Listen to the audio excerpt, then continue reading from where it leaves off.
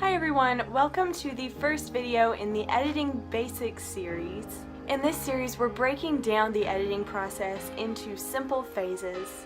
I will link the original video and the series announcement to help you get a better idea of what this series is all about. But basically, we are starting from scratch.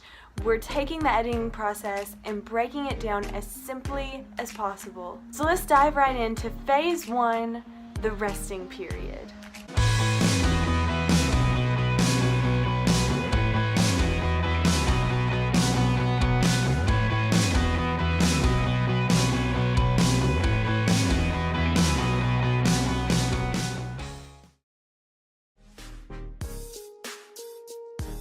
I'm sorry my voice is a little scratchy today. I think I'm getting sick.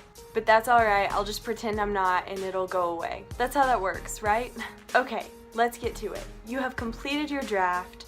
You have a nice, shiny, beautiful first draft ready to go, and now you want to jump into editing. Where do you start? Here's what you want to do. Absolutely nothing. Don't rush in with your blue pen and start making changes.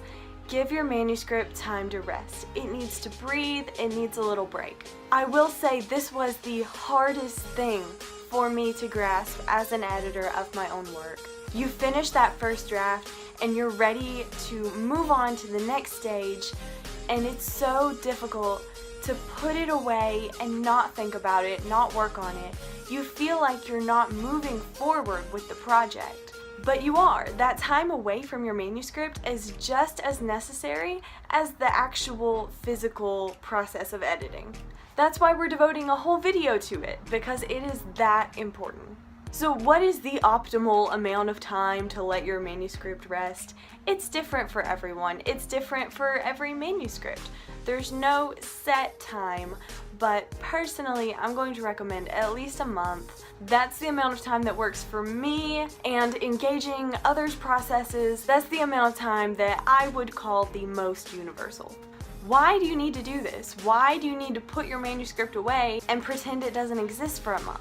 First of all, it allows you to approach the manuscript objectively. That is the most important reason for the resting period. You have been so close to that manuscript for so long that it becomes difficult to step back and view it as a reader. But that's what you have to do when you're editing. You have to transition from the writer to the reader.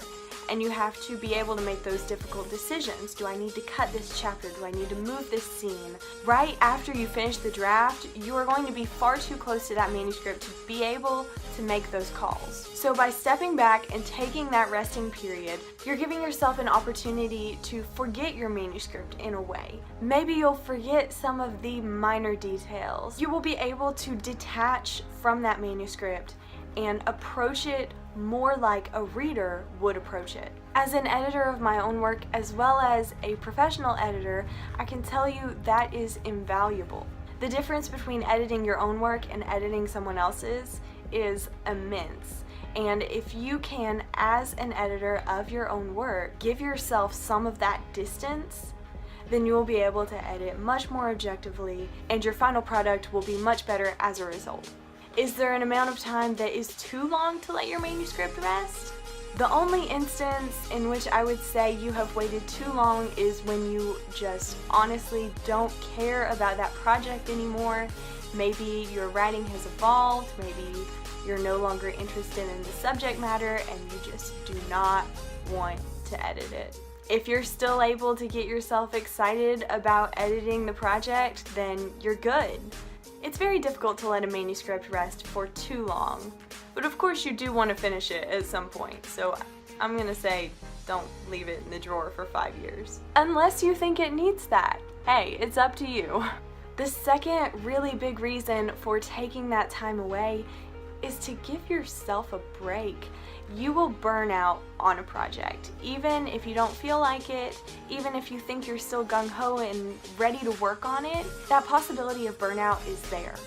You may get through 2 rounds of editing and say, screw it, I'm done, I'm ready to move on to something else. And that is not good for your manuscript. You never want to be rushing through edits. So if you can go ahead and give yourself that break, before you start the revision and editing process, then the risk of burnout will be much less, and you can make sure that you will be taking your time, pacing your way through the edits, and creating the best manuscript that you possibly can. That is the whole point of this. Throughout this series, while I'm talking about editing, I'm not talking about how to get it done quickly. I'm talking about the editing process that will do your manuscript justice. Another big question that comes up: what are you supposed to do while your manuscript is resting? That depends on the writer. Of course, one option is to do nothing, and depending on what you have been doing for the past few months, that may be a great option. Maybe you need to step away from writing altogether, give yourself a serious break. Take a vacation, indulge hobbies, spend time with your family and friends, and then return to the editing process with a completely clear mind. Personally, I like to be brainstorming for my next project, working on character development, outlines, introducing myself to a new set of characters and a new world to really help distance myself from the old work in progress. Depending on where you're at with other projects, you can be writing during this time, or you could spend it on short stories, writing short stories, or focusing on submitting and building publication credits. It's really up to you. There's nothing that you have to be doing during this time. The only thing that's important is what you do not do, and that is touch your manuscript. Leave it in the drawer, leave it in a dark file on your laptop, just don't look at it. So to sum up phase 1 of the editing process, do nothing for an indefinite period of time. I hope you have enjoyed this first installment of Editing Basics. The next video will be about developmental editing, also known as structural or high-level editing. That video will be coming soon. Make sure you subscribe so you don't miss it, and I will see you next time.